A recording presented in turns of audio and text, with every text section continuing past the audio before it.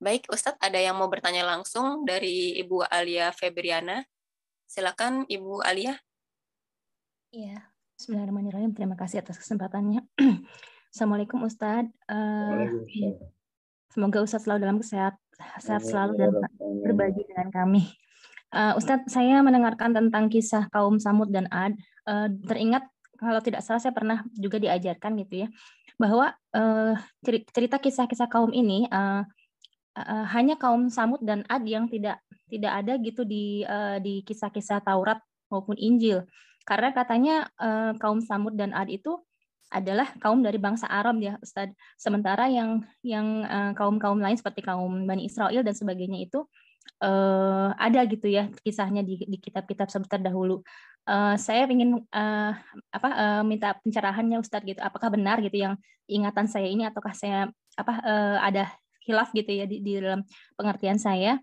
Dan kenapa kayaknya lebih sering diulang gitu ya Ustadz ya tentang kedua kaum ini gitu, lebih spesial gitu Ustadz tentang dua kaum ini. Pelajaran apakah kira-kira yang ingin Allah berikan pada kita gitu Ustadz dari kisah kedua kaum ini? Terima kasih Ustadz, mungkin itu aja. Ya, memang Allah sebut di surah Al-Maidah ya, para Musa liqaumihi qaumidzkuru ni'matallahi 'alaikum idh ja'ala fikum anbiya. Hai Bani Israel, bersyukurlah kepada Allah kalian itu, karena dari bangsamu ini ya, jenismu ini banyak sekali para anbiya. Ja'alakum mulukan. Mulukan di sini artinya bukan raja ya. Banyak yang kaya maksudnya. Ya, dalam istilah bahasa Arab, ketika orang itu bisa menghadirkan pembantu di rumah tangganya, urusan bersih-bersih ada, urusan ngurus anak ada, urusan dapur ada, maka itu sudah disebut dengan muluk. Ya. Jadi ya apa seperti itu kondisi Bani Israel. Sementara kondisi bangsa Arab, khusus yang ada di Jazirah Arab, ya, itu Nabi dari Arabnya cuma 4. Ya. Dari Yaman ada kaum Ad, dari ya sekitar mana itu sekarang, dulu namanya Syam, sekitar Yordan, sekitar Palestina, ya, di situ pernah ada Nabi Syuaib, ya,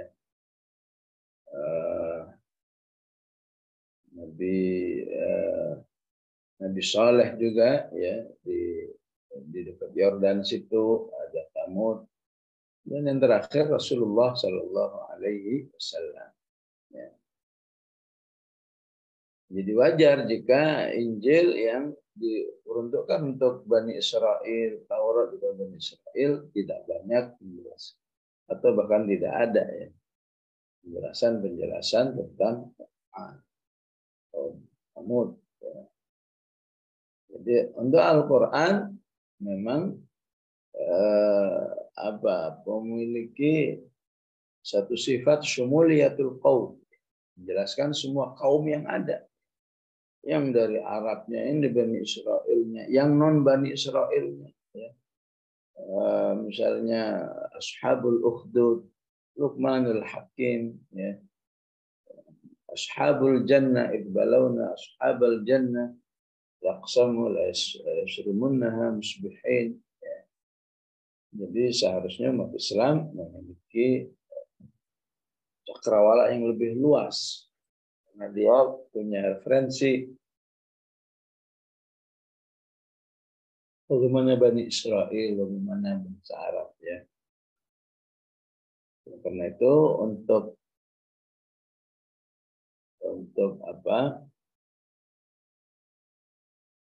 bangsa Arab pada zaman Rasulullah sering diingatkan begitu, ya. Kalian tuh bagaimana mungkin sih nggak beriman, padahal kalian kan sering melewati itu. bukan saja informasi dari Al-Quran, tapi kaum Ad, kaum Thamud, kaum Madian itu sering kamu lewati. Ya. Kamu tidak saja akrab secara informasi, bahkan akrab juga secara offline. Ayatnya berbunyi apa? Li'ilafi Quraisy. Ya. Ilafihim rihlat asy-syita'i was-sayf. Ini menunjukkan bahwa bangsa Arab itu tentang nabi-nabi yang berbangsa Arab tidak saja ada infonya dari Al-Quran, tapi juga mereka temui langsung, ya, temui langsung. Sehingga para sahabat ketika mampir di negerinya kaum Thamud, ya, di situ ada mata air, ya, oh langsung bergas-gas ngisi jirigen-jirigennya, firban namanya. Rasulullah tanya, kok pada punya air banyak dari mana? Itu dari kaum Ashabul Hijr katanya. Dari kampungnya kaum Nabi Soleh. Buang semua. Ya. Boleh dikasih ontak. Kita harus takut ya, ya terhadap bangsa yang sudah dihancurkan oleh Allah. Ya, maka kita jangan ada hubungan dengan mereka. Ya. Entah itu airnya, kita tak boleh ada hubungan. Ya. Ya, itu salah satu fenomena yang pernah terjadi seperti itu. Ya. Ya, Sofat juga dikatakan wa innakum latamurruna alaihim musbihina wa billaili afala ta'qilun. Ya. Baik, Arab kalian tuh sering ya melewati negeri-negeri orang Arab yang sudah dihancurkan baik di waktu pagi maupun di waktu malam. Ya. Jadi itu benar itu seperti itu ya.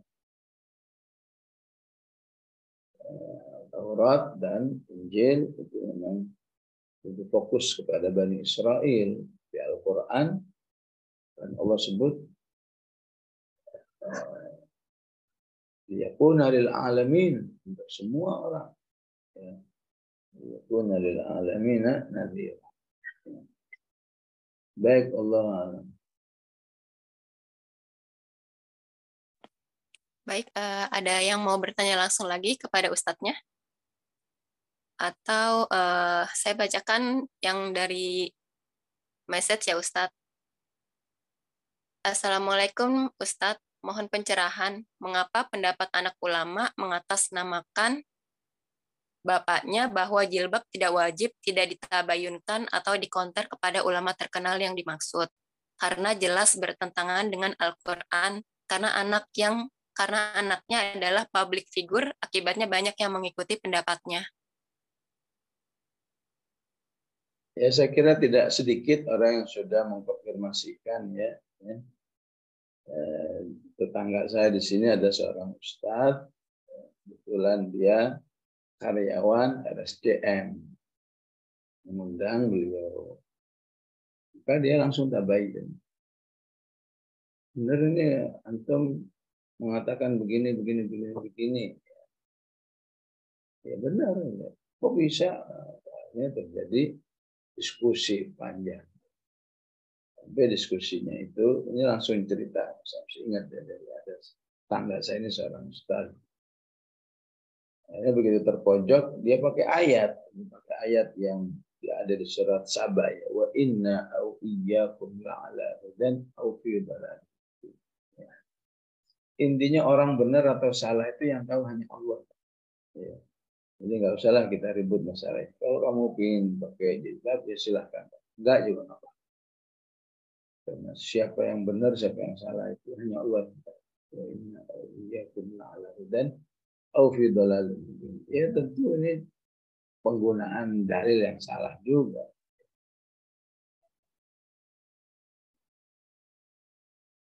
Ya, seharusnya orang beriman ketika sudah bersama Al-Quran harus yakin bahwa la'ala hudan, kami ini yang benar. Adapun orang masih ngaku dirinya benar ya silahkan. Seharusnya dia punya innad-din Islam. Ya inilah yang disebut dengan Rabbana la tuzigh qulubana ba'da idh hadaitana. Paham itu ternyata belum jaminan ya. Bahkan sampai menulis kitab tafsir itu belum jaminan bisa sampai kepada satu pemahaman yang sesuai dengan Rasulullah, para sahabat dan seterusnya. Butuh keistiqomahan hati. Gimana? Ya minta tolonglah kepada Allah. Kalau suatu saat dia sadar, nggak aib. Mohon maaf, umat ya. Penjelasan saya 10 tahun yang lalu saya ralat hari ini. Ya. Kalau saja dia mau berdoa, Rabbana la tuzigh qulubana, tunjukkan kepada kami Allah yang benar-benar, yang salah-salah. Wa hab lana min ladunka rahmah. Bisa jadi dia akan menyadari. Tapi kalau kokoh ngotot, ini yang benar. Orang lain salah dalam arti kalau menganggap itu wajib. Ya adapun bagaimana orang mengikuti, ya itulah ya, yang disebut dengan fitnatul hayah. Kita kan sering diajarkan, berdoalah. Allahumma inni a'udzubika min adzabil jahannam, min adzabil wa min syarri fitnatil mahya wal mamat. Ya. Ujian kematian, ujian kehidupan. Ujian kehidupannya seperti ini. Ya. Wah, di tempat lain lebih dahsyat lagi. Ya. Tidak sedikit orang dengan sebutan ulama alim kabir, ya, tapi menghasilkan arahan-arahan yang menyesatkan, ya. Bahkan dia itu imam di Masjidil Haram, ya, mengalami penyelewengan, ya. Karena itu pentingnya orang terus belajar, ya, sehingga walaknya itu kepada ilmu, bukan kepada ashkhas, bukan kepada pribadi. Jadi dia walak kepada ilmu dan ashkhas kalau baik, tapi kalau ashkhasnya pribadi-pribadi itu person itu nggak sesuai dengan ilmunya, dia balik-balik kepada ilmu. Begitu insya Allah. Ya.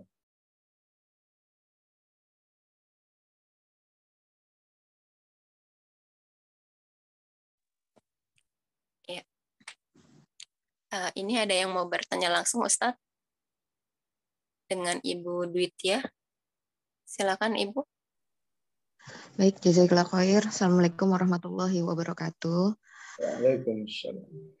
Ustadz Afwan bertanya, sehubungan dengan ayat zalika hududullahi may yasha, bahwa Allah memberikan hidayah kepada orang-orang yang bersemangat begitu ya Ustadz. Sehubungan dengan semangat untuk membangun rumah-rumah Quran ini Ustadz. Mohon petunjuknya, nasihat dan arahannya.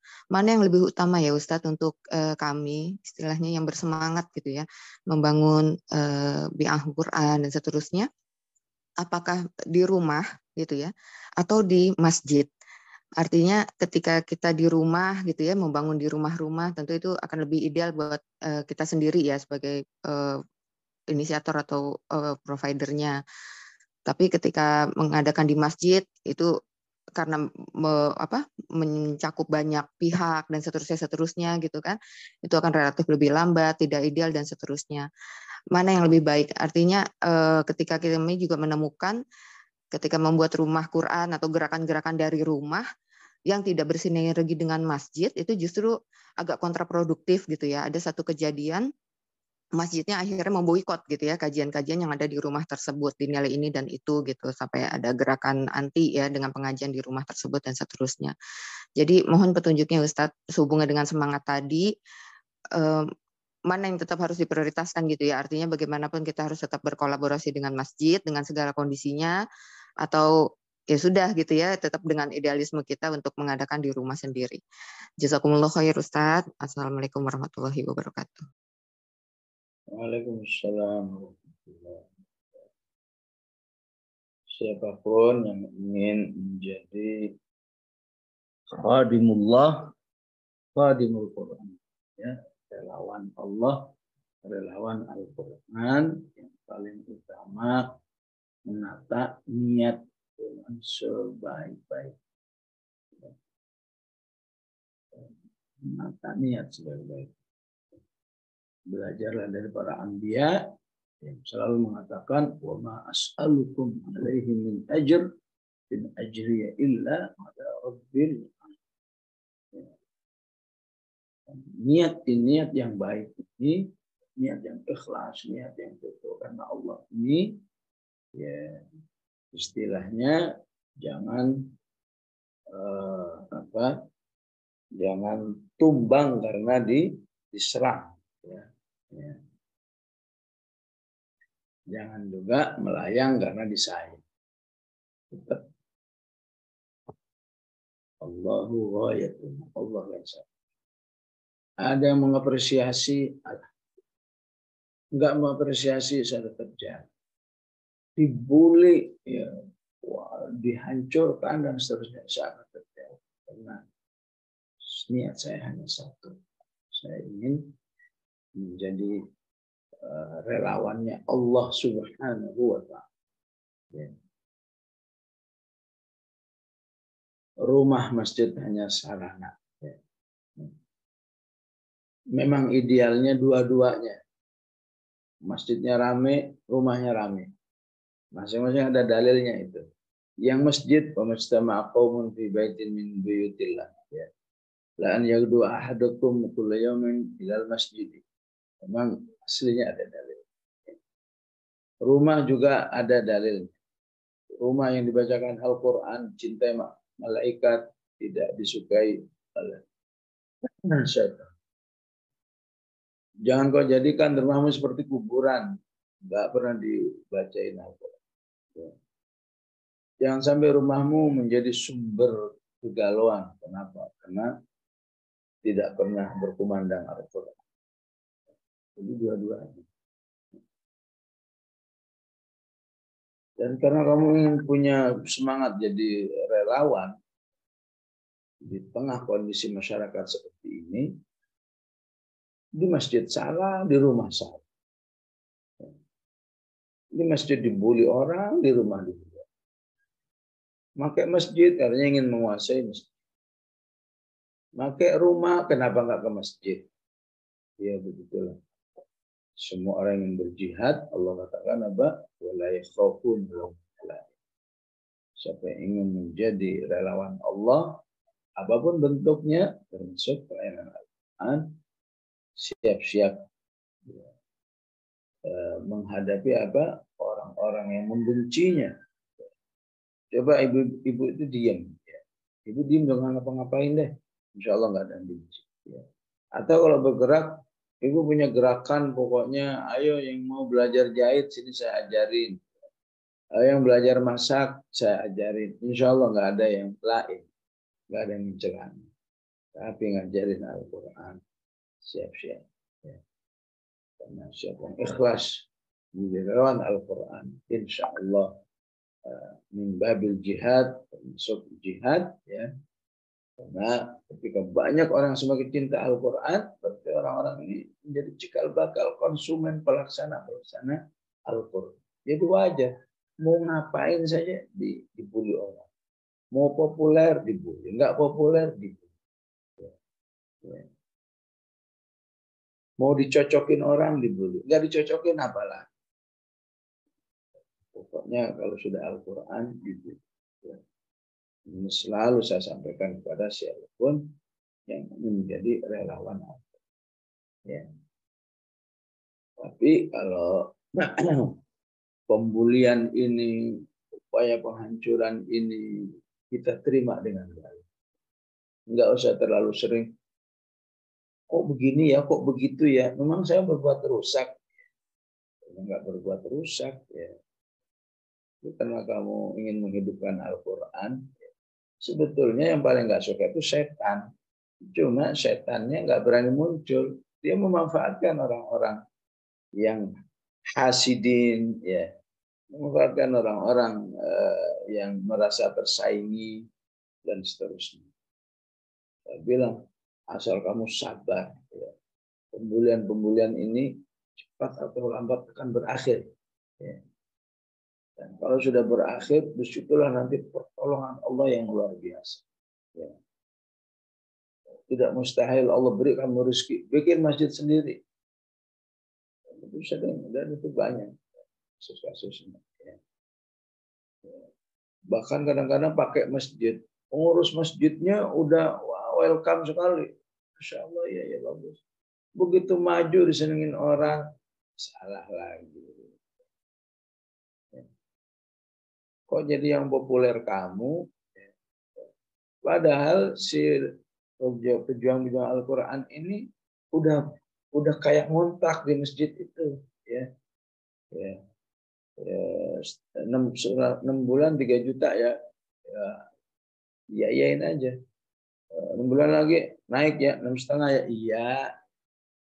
Naik lagi 10 juta, dibelanin terus demi untuk mengajarkan. Ya. Masih aja dimusuhin. Oh ternyata ada yang lain. Kok yang populer jadi kamu ya? Saya pengurusnya nggak pernah diketahui orang. Masalah lagi. Kayak tadi perlu saya bahas khusus ya. Ya, dalam hidup ini jangan terfitnah kalau misalnya populer nggak populer. Ya. Ya. Santri saya pergi ke suatu tempat. Ya. Tadinya dia bukan siapa-siapa. Ya. Dianya istrinya bukan siapa-siapa. Ya. Debu di tempat itu. Ya. Dia mengajarkan Al-Quran. Wah, Masya Allah, sana sini berdatangan orang. Ya. Akhirnya dibully habis. Ya. Kurang apa? Oh, kamu kurang silaturahmi. Udah saya silaturahim. Oh, kamu kurang ini. Ya udah, tapi tetap aja. Pak, ada masalah. Ya. Kamu kan anak kemarin. Ya, anak baru lulusan kemarin. Kok kamu mengalahkan kami yang senior ini? Ya, ternyata masalahnya hasad. Ya. Wah, terus dia kalau kamu memang ya, juang Quran sejati, harus bisa menghadapi ini dengan penuh kesabaran. Akhirnya berakhir juga semuanya. Udah dia berkibar sendiri. Ya. Yang penting kalau sudah berkibar, udah eksis, jangan menghina yang lain. Jangan, wah itu dulu tuh yang pernah musuhin saya kan, dulu tuh yang ngusir saya kan. Nggak usah begitu. Tetap berbuat baik pada orang-orang yang dulu salah paham. Nah sering para relawan Quran ini, istilah cairnya adalah sering mujahid Quran. Karena Allah mengatakan, la tuti'il kafirina wajahidhum bihi jihadan kabira al-Furqan. Apa yang maksud jihadan kabira, wahai Ibnu Abbas radhiyallahu anhu? Orang-orang yang bekerja untuk menghidupkan Al-Quran. Wajahidhum bihi jihadan kabira, orang yang ingin menghidupkan Al-Quran dengan pengajaran tafsirnya, tahfidnya, apakah tafsirnya, semua terkait dengan Al-Quran. Ini jihad dan kabira. Ya. Selama kamu bertahan terus, ya sadar, dikucilkan, ya alhamdulillah, dikucilkan fisabilillah, bukan dikucilkan saya bermaksiat. Orang berzina juga dikucilin juga kok. Ya. Orang yang selingkuh itu dikucilin juga, kan diusir dari kampungnya. Kamu cuma ya, dikucilkan, dibenci cuma gara-gara Quran. Ya. Padahal kalau kamu diem aja nggak ada masalah itu. Ya. Fa inna ma'al usri yusra. Ada saatnya nanti masyarakat nyadar. Oh, ternyata kamu ini orang baik. Ya. Ya. Dan seterusnya. Ya. Ya, begitulah memang tabiat menghidupkan Al-Quran. Ya. Kalau sekarang baru bisanya di rumah, ya biar aja dibully orang, gimana seorang di rumah.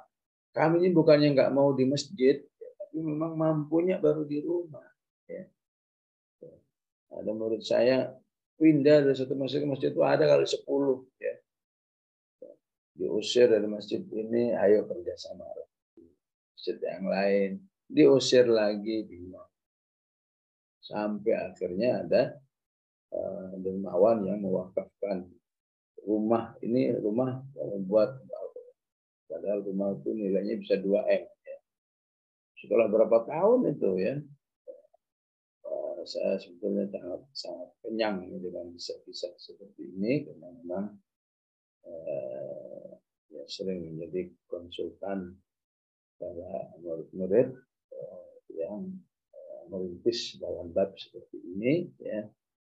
Bahkan para pengelola Al-Quran ini selalu kita bekali, ya. Kita punya Zoom Selasa malam itu memang khusus buat semua yang ingin ya senasib lah sebagai relawan Al-Quran, ya. Ada pemujinya, ada pembencinya, ada donaturnya, ada juga pemfitnahnya, ya begitulah, ya. Maka kita belajar surat Hud waktu insya Allah memang memberi satu bekalan, ya. Istilahnya, jangankan kamu siapa sih? Itu Nabi Syuaib, Nabi Hud, Nabi Saleh yang udah keren-keren begitu, dibully juga oleh masyarakat, ya. Karena itu semangatnya memang harus innama nut'imukum liwajhillahi la nuridu minkum jazaa'an wala syukura. Siapa yang ingin beramal soleh, ya, jangan pernah berpikir apa ini apresiasi masyarakat, apa ini penghargaan masyarakat. Nah, dari awal sudah kami tidak berharap apapun dari manusia, apakah imbalan, bahkan apresiasi enggak kami. Adapun datang, ya alhamdulillah. Enggak datang, kami terus berjalan sebisa kami. Ya. Sehingga pengalaman-pengalaman dalam hal ini, wah, berawal, masya Allah, ratusan manusia datang. Kami belajar. Ya. 5 tahun kemudian cuma 5 orang, enggak peduli, jalan terus. Ya. Akhirnya Allah kembangkan lagi, ya begitu, insya Allah, ya. Bab ini seperti ini, dan akhirnya nanti insya Allah bisa dua-duanya. Masjid insya Allah akan ketemu, masjid yang akan bersinergi dengannya. Sekarang baru mampunya di rumah. Begitu juga yang sudah bisa di masjid, ya silakan di masjid. Kalau suatu saat bisa bersinergi, ya di rumah. Coba kamu baca namanya Ibnul Qaryah, anak kampung. Kampung itu tulisan Syekh Yusuf Qaradawi. Kata beliau, kenapa kami dulu ini, ya, hampir orang-orang di kampung kami ini semua hafal Quran. Anak kampung dulu. Kenapa? Karena istilah sekarang rumah Quran, ya. Kalau dulu katakan, kalau dulu namanya apa ya, katibah, ya. Lembaga Al-Quran lah, ya. Karena di tempat kami lembaga Al-Quran itu adanya per RT. Tiap RT ada rumah Quran, tiap RT ada rumah Quran. Sehingga orang mau belajar Quran, orang Al-Quran itu, ya, nggak ada alasan untuk bilang jauh, untuk alasan nggak ada. Ya bagaimana kamu nggak ngafal, di RT-mu ada, yang jaraknya dari rumahmu paling 50 meter, 100 meter. Ya. Karena itu para relawan Quran yang membuat Quran jangan lupa maksud-maksud seperti itu.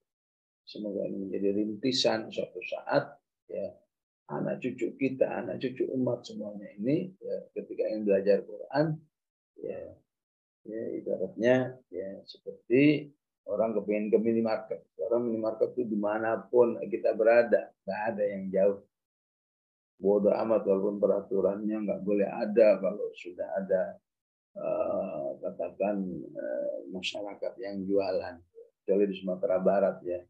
Sumatera Barat betul ingin melindungi yang nggak boleh ada minimarket apapun judulnya, ya. Jakarta minimarket adep-adepan, ya. Kanan jalan minimarket, ya. Jangan sampai kebanyakan minimarketnya, tapi, ya, lembaga Qurannya sedikit. Ya. Alhamdulillah, akhirnya di Padang itu lembaga Quran banyak. Tapi yang kata wali kotanya sedihnya, ya, yang aktivis dakwahnya malah punya 2-3 aja, rata-rata milik orang lain semua, milik saudara-saudaranya yang lain. Karena kebijakannya belum bisa menjadi kesadaran bersama. Ya itulah fenomena kehidupan, walaupun insya Allah hidayah bisa dari siapa saja, ya. Nggak dari kamu, ya dari cuma sayang kamu punya tagline yang luar biasa, wal Qur'an dusturuna, Allahu ayatuna, tapi ilmu Al-Qur'annya minim, ya. Sehingga PBD yang ada, ya, yang untuk istilahnya Al-Qur'an kader cuma sedikit, untuk orang lain jadi 90%. Baik jamaah rahmatullah, sampai di sini kaji kita. Bismillahirrahmanirrahim. Alhamdulillahirabbil alamin. Allahumma shalli wa sallim ala sayyidina Muhammad wa ala alihi Muhammad. Rabbana la tuzigh qulubana ba'da idh hadaytana wa hab lana min ladunka rahmah innaka antal wahhab. Allahumma arhamna bil Qur'an waj'alhu lana imaman wa nuran wa hudan wa rahmah. اللهم ذكرنا منه ما نسينا وعلمنا منه ما جهلنا وارزقنا تلاوته آناء الليل والنهار برحمتك يا أرحم الراحمين. اللهم اجعل القرآن ربيع قلوبنا ونور صدورنا وذهاب همومنا وجلاء أحزاننا يا أرحم الراحمين يا ذا الجلال والإكرام. اللهم اجعلنا وأهلنا وأولادنا من أهل القرآن الذين هم أهلك وخاصتك يا ذا الجلال. صلى الله على سيدنا محمد وعلى آله وصحبه وسلم. الحمد لله رب العالمين. والسلام عليكم ورحمة الله وبركاته.